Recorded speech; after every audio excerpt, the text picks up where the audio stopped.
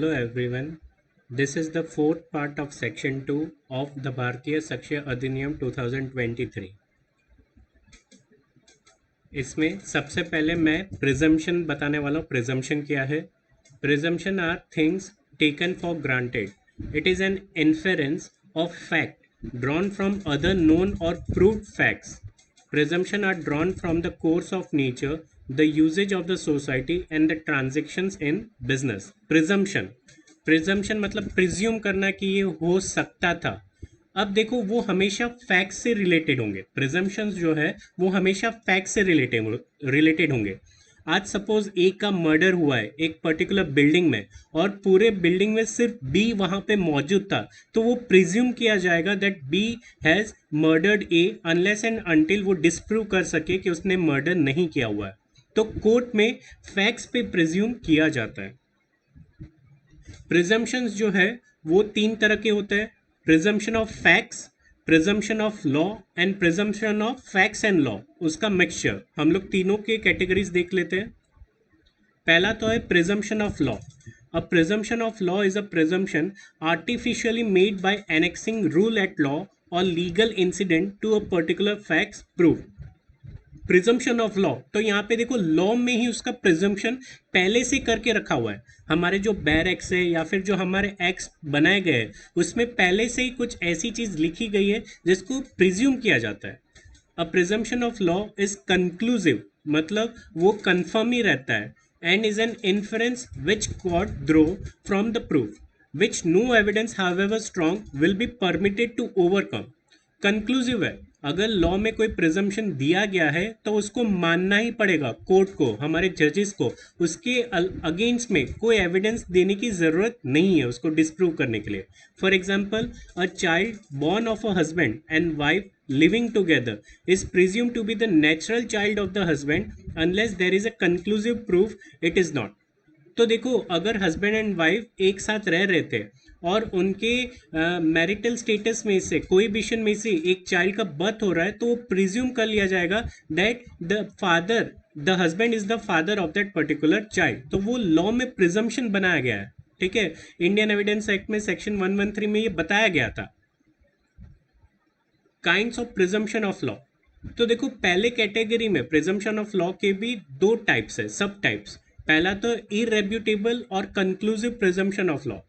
The conclusive or irrefutable presumption of law are those legal rules which are not overcome by any evidence that the fact is otherwise.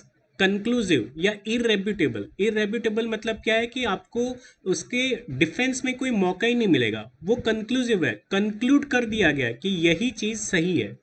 For example, nothing is an offence which is done by a child under 7 years of age of section 20 under the भारतीय न्याय संहिता 2023. जो नया IPC उसमें लिखा हुआ है कि 7 साल से नीचे के बच्चों ने अगर कोई क्राइम कमिट किया हुआ है तो वहाँ पे वो ऑफेंस नहीं गिना जाएगा. तो देखो यहाँ पे कंक्लूसिव है. कंक्लूसिव मतलब अगर 7 साल के नीचे का है और उसने कोई ऑफेंस किया भी होगा तो उसको सज़ा नहीं मिलेगा. ये कंफर्म है, फिर उसमें आपको आर्ग्यूमेंट करने या डिफेंस का कोई ऑप्शन ही नहीं मिलेगा. कंक्लूसिव है. Second है rebutable presumption. Rebutable presumption arises when presumption of law are certain legal rules defining the amount of evidence requisite to support a particular allegation, which facts being proved may be either explained away or rebuted by evidence to the contrary, but are conclusive in absence of such evidence. For example, a man is presumed innocent until he is proved guilty. Rebuttable presumption मतलब क्या है कि यहाँ पे मान लिया जाएगा आपने जो कहा हुआ है, अनलेस एंड अनटिल उसके ऑपोजिट का कोई डिफेंस या फिर कोई प्रूफ आप वहां पे रख दे रहे हो. देखो, a man is presume innocent until his proof guilty. जब तक कोर्ट में किसी के ऊपर एलिगेशन है तब तक तो वो इनोसेंट ही है. अदरवाइज की ऑपोजिट पार्टी वहां पे एलिगेशंस को प्रूव कर सकता है तो वो रेब्यूटेबल है. अगर आपने यहाँ पे प्रूफ दे दिया तो कोर्ट आपकी बात मान लेगी. ठीक है, रेब्यूटेबल मतलब कन्वर्ट हो सकता है यहाँ पे. A man is alive unless nothing has been heard about him for 7 years when the presumption is that he is dead. तो देखो अगर कोई आदमी 7 साल से उसका उसका पता या फिर किसी ने उसके बारे में सुना नहीं है, तब तक वो प्रिज्यूम किया जाएगा he is alive unless and until उसकी डेड बॉडी मिल जाती है या फिर कोई एविडेंस मिल जाता है उसकी डेथ का जो प्रूव कर सके, तो वो रेब्यूटेबल प्रिजम्पशन में आ जाता है। Types of presumption recognized by the भारतीय साक्ष्य अधिनियम 2023: may presume, not prove, prove, relevant and shall presume। हम लोग एक एक चीज डिटेल में पढ़ रहे हैं। सेक्शन 2 सब क्लॉज एच बात कर रहा है मे प्रिज्यूम की। May presume means presumption of fact और परमिसिव प्रिजम्पशन और natural presumptions. Presume means take for granted, to hold as proved until evidence to the contrary is forthcoming. Suppose that something in the case on the basis of probability. The court may presume a fact, it may either regard such fact as proved unless and until it is disproved or may call for proof of it. May presume. अब देखो short में इसको English में जो इसका actual meaning है उसी से इसको कनेक्ट करके रखना। हम लोग बोलते हैं ना may I come in sir, may I come in ma'am, फिर सर या मैम का रिप्लाई क्या होगा, यस यू मे कम इन और यू मे नॉट कम इन। तो यहाँ पे मे मतलब क्या है कि उसको मान भी लिया जा सकता है या फिर नहीं भी मान लिया जा सकता। प्रोबेबिलिटी क्या होता है, हमेशा 50-50 होता है। कोर्ट या फिर उसको एक्सेप्ट कर लेगी या फिर उसको रिजेक्ट कर लेगी या फिर आपको बोलेगी कि उसको प्रूव करो जो भी चीज़ आप बोल रहे हो। सपोज ए का मर्डर हुआ है, अगर मैं यहाँ पे बोल रहा हूँ तो उसको प्रूव करो, फर्दर प्रूव एविडेंस लेके आओ, तब जाके कोर्ट उसको मान लेगी। तब तक वो क्या है, मे प्रिज्यूम, मान भी सकता है नहीं भी मान सकता, एविडेंस पे है तो एविडेंस को फर्दर आपको एलोबरेट करना होगा। रंगू वर्सेस रामभा एक ये लैंडमार्क जजमेंट है। इसमें it has been held that may prove means that the trial court has a discretionary either to presume a fact or to call for proof of it. तो देखो ये landmark judgement में ये बताया गया कि मे प्रूफ जो है वो डिस्क्रिशनरी पावर है, कोर्ट मान भी सकता है नहीं भी मान सकता है, ऐसा नहीं कि मान ही लेना है। तो या फिर कोर्ट उसको मान लेगा वो पर्टिकुलर फैक्ट को या फिर उसको फर्दर प्रूव करने के लिए, एलोबरेट करने के लिए आपको जजमेंट देंगे। Illustration: Section 110 of the Bharatiya Sakshya Adhiniyam 2023 says when the question is whether a man is alive or dead and it is shown that he was alive within 30 years, the burden of proving that he is dead is on the person who affirms it. तो देखो अगर कोई आदमी आके बोल रहा कि a person मर चुका है तो यहाँ पे कोर्ट जो है या आप तो ये प्रिज्यूम करेगी कि वो जिंदा है जब तक कि आप उसका एविडेंस नहीं लेके आते जो उसकी डेथ की यहाँ पे कंफर्मेशन दे रहे हो। आज अगर मैं बोल रहा हूँ कि मेरा नाम XYZ है तो कोर्ट या फिर इसको प्रिज्यूम कर लेगी या फिर फर्दर मुझे ऑर्डर करेगी ऐसे एविडेंस, डॉक्यूमेंट्री एविडेंस लेने के लिए सपोर्टिव जो है, जिससे कि मेरा नाम यहाँ पे कंफर्म हो जाए। तो वो क्या होगा, हमारा जो आधार कार्ड है, पैन कार्ड है, वो मुझे लाके एविडेंस के तौर पे देना पड़ेगा, तब जाके वो कंफर्मेशन हो जाएगा। तो मैं यहाँ पे मतलब मान भी लेगा या फिर फर्दर आपको एलोबरेट करने के लिए ऑर्डर कर देगा। Section 2 sub clause I, not proved. A fact is said to be not proved when it is neither proved nor disproved. It indicates a state of mind in between two, when one cannot say whether a fact is proved or disproved. तो देखो not proved इसका मतलब ये नहीं कि ये disprove हो गया है। not proved का मतलब होता है कि इन दोनों के बीच में वो है, ना तो वो सही साबित हुआ है ना तो वो गलत साबित हुआ है। आज सपोज ए और बी के बीच झगड़ा हो रहा है एक प्रॉपर्टी का, ए बोल रहा है कि ये मेरी प्रॉपर्टी है। अब यहाँ पे अपनी प्रॉपर्टी को कंफर्म करने के लिए उसको डॉक्यूमेंट लेके आना होगा, सील डीड हो गया या फिर एग्रीमेंट अगर उसने किया हुआ है। तो यहाँ पे अभी उसने प्रूव नहीं किया, अभी उसने डॉक्यूमेंट लेके कोर्ट में नहीं पेश किया हुआ है, तो neither he has prove the fact nor it is disprove. ऐसा भी नहीं कि वो गलती है, वो ला भी सकता है। तो अभी उस बीच में नॉट प्रूव्ड है, अभी कोर्ट को ठीक से नहीं पता है कि क्या इसी के नाम पे प्रॉपर्टी है कि नहीं है, तो वो नॉट प्रूव्ड है। In HP transport corporation versus Satya Devi, it has been held that when a sole eye witness travelling on a bus allegedly causing accident fails to tell number of the bus and he was also unable to tell whether the deceased died due to accident, the evidence of such a witness cannot be relied on in a compensation case as it is not proved that the deceased died of accident caused by the alleged bus. अब देखो soul eye witness था, but soul eye witness जो है यहाँ पे ये confirm नहीं कर पा रहा है कि क्या उसकी डेथ बस के एक्सीडेंट के कारण ही हुआ है या उसका एक्सीडेंट बस के उसका जो डेथ था वो बस एक्सीडेंट के कारण ही हुआ है, ये यहाँ पे वो प्रूव नहीं कर पा रहा है। तो नाइदर इट इज प्रूव। क्यों? क्योंकि हो सकता है कि वो काफ़ी डिस्टेंस पे हो तो प्रॉपरली देख नहीं पाया, ऑब्जर्व नहीं कर पाया। तो इसका मतलब ये नहीं कि डिस्प्रूव हो चुका है, वो प्रूव भी नहीं कर पाया, बट इसका मतलब ये नहीं कि डिस्प्रूव भी हो चुका है। डेथ तो हुआ है, बट एक्सीडेंट के कारण ही उसका डेथ हुआ है ये अभी कंफर्म नहीं हो पा रहा है। तो दोनों के बीच में वो है, proved and not disproved. Section 2, subclause J, proved. A fact is said to be proved when, after considering the matters before it, the court either believes it to exist or considers its existence so probable that a prudent man ought, under the circumstances of the particular case, to act upon the supposition that it exists. अब देखो proved है, proved मतलब क्या है कि यहाँ पे court ने उसको मान लिया है। अब कोर्ट उसको मान लेगी तो इसमें दो चीज़ें होते हैं, या फिर वो मान लेती है that it exist, a person है तो कोर्ट बिलीव कर लेगी कि उसका एग्जिस्टेंस है, या फिर वो उसको कंसीडर करेगा so probable that a prudent man ought, under the circumstances of the particular case, to act upon the supposition that it exist.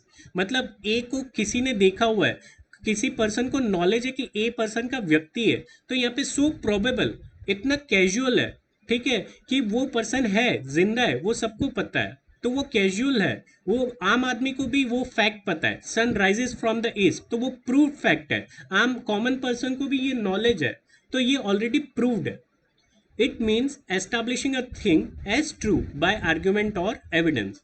तो प्रूफ जो है वो या फिर आप आर्ग्यूमेंट से या फिर एविडेंस से, डॉक्यूमेंट्री या ओरल एविडेंस से आप प्रूफ कोर्ट में कर सकते हो। द कोर्ट में either believe it to exist or considers its existence so provable that a prudent man ought, under the circumstances of the particular case, to act upon the supposition that it did exist. अब proof के total 5 ingredients है, ये चीज होगी तब जाके court उसको prove मान लेगी। पहला तो a fact is said to be proved only after considering the matter before the court. अब देखो यहाँ पे आम आदमी अगर बात कर रहा है एक दूसरे से तो वो प्रूव डिसप्रूव वहां पे टर्मिनोलॉजी नहीं होगा। प्रूव या डिसप्रूव जो है वो कोर्ट की भाषा है, कोर्ट की टर्मिनोलॉजीज है। तो कोई भी फैक्ट को प्रूव करना हो या डिसप्रूव करना है वो कोर्ट के सामने अगर आप करोगे तो ही उसको कंसिडर कर लिया जाएगा। और देखो प्रूव्ड और डिसप्रूव जो है हमेशा फैक्ट का होता है, लॉ का नहीं होता है। लॉ तो ऑलरेडी एस्टैब्लिश्ड है, वो तो प्रूवन ही है। यहाँ पे फैक्ट्स को आपको बताना है कि whether this particular fact is correct or not. After considering the matters the court either believes the fact to exist or considers the existence of such fact. तो देखो प्रूफ कब होता है, जब कोर्ट ने मान लिया कि वो चीज है, या फिर इतना प्रोबेबल है कि कोई आम आदमी भी उसको बिलीव कर लेगा। The court considers the matters before it as a prudent man with rational thinking. आज मैं अगर कोर्ट में जाके बोल रहा हूँ कि दिन में 6 बज रहे थे तब मैंने एक्सीडेंट होते हुए देखा है, या फिर तब ये हो रहा था, तो देखो दिन के 6 बज रहे थे वो कॉमन है, आम आदमी भी मान लेगा कि 6 बजे तो हाँ सूरज निकल जाता है, तो वो कॉमन है। अर्थ रोटेट्स अराउंड द सन, तो देखो वो प्रूडेंट पर्सन भी उसको बिलीव कर लेगा क्योंकि वो नोन फैक्ट है, वो पता ही है सबको कि यह है, तो वो ऑलरेडी प्रूव्ड है। The consideration of the facts by the courts depend upon the circumstances of the particular case. तो देखो वो proved of the fact है, वो केस टू केस डिपेंड करता है, हर एक केस में वो प्रूव है ऐसा भी नहीं है, केस टू केस वो डिपेंड करेगा। When the court believes or considers the existence of fact, then it acts upon supposition that it exists. अगर कोर्ट ने उसको मान लिया या कंसिडर किया हुआ है कि उसका कोई एग्जिस्टेंस है, तब जाके उसको प्रूव का स्टेटस मिलेगा। For example, a fact which is admitted by the other party need not be proved. अगर आज मैंने आपके ऊपर कोई आरोप लगाया हुआ है और आपने उसको एक्सेप्ट कर लिया, कंफर्म कर लिया, तो उसका मतलब ये प्रूव्ड फैक्ट हो गया। अब उसके अलावा इसमें कोई आर्ग्यूमेंट या फिर फर्दर एविडेंस की जरूरत नहीं है, it is a proved fact. Section 2 subclause के very important, relevant. A fact is said to be relevant to another when it is connected with the other in any of the ways referred to in the provision of this adhiniyam related to the relevancy of facts. Relevancy conduces to prove a pertinent theory in a case or one which influences or controls the case. अब देखो यहाँ पे जब भी हम लोग relevant fact पढ़ रहे हैं ना, उसमें हमेशा एक वर्ड याद रखना कि वो कनेक्टेड होना चाहिए। फॉर एग्जाम्पल, आज ए ने बी का मर्डर किया। ए ने बी का मर्डर क्यों किया? क्योंकि बी जो है वो उसका कंपटीटर था, उसका ग्रोथ हो रहा था मार्केट में उसकी कंपनी का, उससे ए जेलस था और ए ने बी का मर्डर किया। बी का मर्डर करने के बाद ए अपने घर गया, उसने सारे एविडेंस को जला दिए और उसके बाद वो दूसरे सिटी में ट्रैवल करने चला गया। तो देखो ये सारे फैक्ट जो है वो कनेक्टेड है। ए ने बी का मर्डर किया, ए ने बी का मर्डर क्यों किया, तो मोटिव भी यहाँ पे, इंटेंशन भी मैंने यहाँ पे बताया हुआ है। फिर मर्डर करने के बाद उसने क्या क्या किया, तो अपने घर चला गया, सारे एविडेंस को जला दिए। तो ये सारे के सारे कनेक्टेड है, एक दूसरे से कनेक्टेड है। पूरा सीक्वेंस बताता है, पहले उसने क्या किया, फिर उसने क्या किया, उसने ऐसा क्यों किया, हर एक चीज एक दूसरे से कनेक्टेड है। तो जहाँ पे रेलेवेंट होगा वही चीज को कंसिडर किया जाएगा कोर्ट में। अगर मैं आज बोल रहा हूँ ए ने बी का मर्डर किया, फिर मैं बोल रहा हूँ ए ने बी का मर्डर इसलिए किया क्योंकि वो जेलस था कि बी सक्सेस है ज़्यादा कंपनी में, और ए जो है सुबह उसने नाश्ते में ये किया हुआ था। तो देखो ए ने सुबह में ब्रेकफास्ट नाश्ते में ये किया हुआ था, वो रेलेवेंट यहाँ पे नहीं है, वो फैक्ट है। ए ने नाश्ते में ये खाया था, ए ने यहाँ पे ट्रैवल किया हुआ था, वो सारे फैक्ट्स है, बट यहाँ पे रेलेवेंट नहीं है। मर्डर से रिलेटेड अभी जो बात हो रही है उसमें ये फैक्ट रेलेवेंट नहीं है। जो रेलेवेंट फैक्ट होंगे, कनेक्टेड होंगे, उसी को कंसिडर किया जाएगा कोर्ट में। Section 2 sub clause L, shall presume whenever it is directed by this अधिनियम that the court shall presume a fact, it shall regard such fact as proved unless and until it is disproved। अब देखो हमने पढ़ा मे presume, अब हम लोग पढ़ रहे शेल प्रिज्यूम। अब देखो इसका भी इंग्लिश जो मीनिंग निकलता है, शेल मतलब क्या है कि ऑर्डर देना कि आपको ये करना ही है। You shall come to my office, तुम्हें आना है मेरे ऑफिस में। तो यहाँ पे हम लोग कमांड कर रहे हैं, कंपल्शन कर रहे हैं। The word shall will have a compulsory meaning and shall is generally mandatory. May में क्या है कि डिस्क्रिशनरी है, हमने अभी पढ़ा था, वो मान सकता है नहीं भी मान सकता, बट जहाँ पे शेल प्रिज्यूम वहाँ पे उसको मानना ही होगा unless and until it is disprove. तो पहले में क्या था, मे प्रिज्यूम में कोर्ट के पास डिस्क्रिशनरी पावर है, 50-50 है, एक्सेप्ट करेगा या नहीं एक्सेप्ट करेगा। शेल प्रिज्यूम जहाँ पे आता है वहाँ पे उनको एक्सेप्ट कर ही लेना है, बट अगर वहाँ पे कोई आर्ग्यू करना चाहता है या फिर उसको डिस्प्रूव कर सकता है तो वहाँ पे वो एक्सेप्ट हो जाएगा, अनलेस एंड अनटिल कोर्ट उसको एक्सेप्ट कर ही लेगा। The word shall presume means that the court is bound to take the fact as prove. देखा, शेल में क्या होता है, कोर्ट मान ही लेगा कि वो प्रूव है, अनलेस एंड अनटिल कोई उसको डिस्प्रूव कर सकता है। Until evidence is adduced to disprove it and the party interested in disproving it must produce such evidence if he can। तो मे में क्या है कि प्रूफ जरूरी नहीं है, कोर्ट उसको डिस्प्रूव भी कर सकता है या नॉट प्रूव भी कर सकता है, बट शेल प्रिज्यूम में वो प्रूव्ड ही यहाँ पे प्रिज्यूम हो जाएगा। And lastly the difference between may presume and shall presume. The may presume is the presumption of fact, whereas shall presume is the presumption of law. तो देखो presumption of fact जो है वहां पे जनरली मे presume, क्योंकि हम लोग fact बता रहे हैं ना, मेरा नाम यहाँ पे XYZ है, तो कोर्ट इसको एक्सेप्ट कर सकती है या नहीं भी कर सकती। प्रिजम्पशन ऑफ फैक्ट है, मेरा जो नाम है वो फैक्ट है। वेयर प्रिजम्पशन ऑफ लॉ, 7 साल के नीचे के बच्चों ने अगर कोई ऑफेंस किया तो उसको पनिशमेंट नहीं मिलेगी, ये लॉ कानून में लिखा हुआ है, तो वहां पे उसको मान ही लेना है, उसको एक्सेप्ट कर लेना है, प्रूव कर लेना है। The may presume is natural permissive while the shall presume is artificial, obligatory and compelling। यहाँ पे मे प्रिज्यूम है वो नेचुरल है, फैक्ट जो है वो पहले से ही नहीं कहीं लिखे हुए हैं, वो इंसिडेंट्स के ऊपर बताता है। बट प्रिजम्पशन जो है शेल प्रिज्यूम वो आर्टिफिशियल है, मैन में यहाँ पे ऑलरेडी कहीं ना कहीं एस्टैब्लिश ये किया हुआ है, ठीक है, तो वो पहले से ही कहीं ना कहीं लिखा हुआ है जिसको आपको मानना ही होगा। The expression may it self denotes expressing और सीकिंग परमिशन। तो देखो मे में आप परमिशन सीख कर रहे हो, जैसे कि मैंने एग्जांपल कहा ना, may I come in sir, may I come in ma'am, तो यहाँ पे आप परमिशन ले रहे हो। And the word shall itself denotes a strong assertion और इंटेंशन और डिटर्मिनेशन। और जहाँ पे शेल है वहाँ पे जैसे कि मैंने कहा मैंडेटरी, कंपल्शन है, आपको वो करना ही है। यहाँ पे प्रूव्ड है तो आपको वो प्रिज्यूम कर ही लेना है कि वो सही है, अनलेस एंड अनटिल उसको डिस्प्रूव किया जाता है। This is the difference between may presume and shall presume. Thank you.